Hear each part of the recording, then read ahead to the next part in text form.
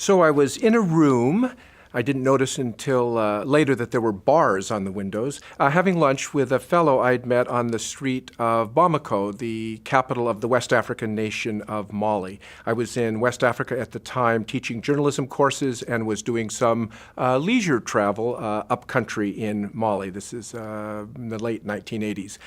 We were talking together about my travel plans, my new friend and I, and it turned out I was going to be passing quite near a village, or the village, where his grandfather lived. So he asked me if I might take a gift of cigarette tobacco to his grandfather as I was passing right in the vicinity. I agreed. I was eager to please my host, and he gave me a packet of Samson tobacco. I put it in my shirt pocket, and immediately in burst a helmeted, uniformed member of the Mali National Police, slammed the door, grabbed my passport, and proceeded to arrest the both of us. Because, as it turned out, the packet of tobacco was not in fact cigarette tobacco, but marijuana. So I spent the next 4 hours basically bargaining for my freedom. And 4 hours later, I actually did leave the room with my passport in hand and myself intact, although my pride, I might add, in tatters, and $50 less in my money pouch. I thought in the years since, were there any lessons I could take away from this, frankly, very terrifying experience? I'd seen the movie Midnight Express and certainly was afraid of ending up in a Mali prison.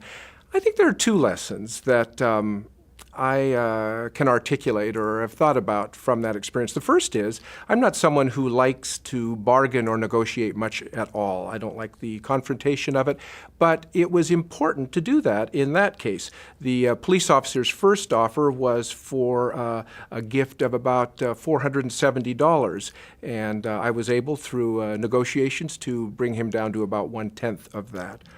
The other lesson, if you will, that I think I try to synthesize from that experience is that there are a lot of ways to skin a cat when you bargain. I started out somewhat defiant and indignant. How dare they put me, an American, in this obviously drug scam. That didn't work very well. The cop slapped me on the face, and while he didn't really hurt me, it put the fear of God in me. I then sought sympathy from the cop, telling him about my ill sister who was mortally ill back in America, who needed every Malian franc I could send her. He actually probably didn't believe that, just as I didn't truly believe that he was in fact a member of the Mali National Police Force.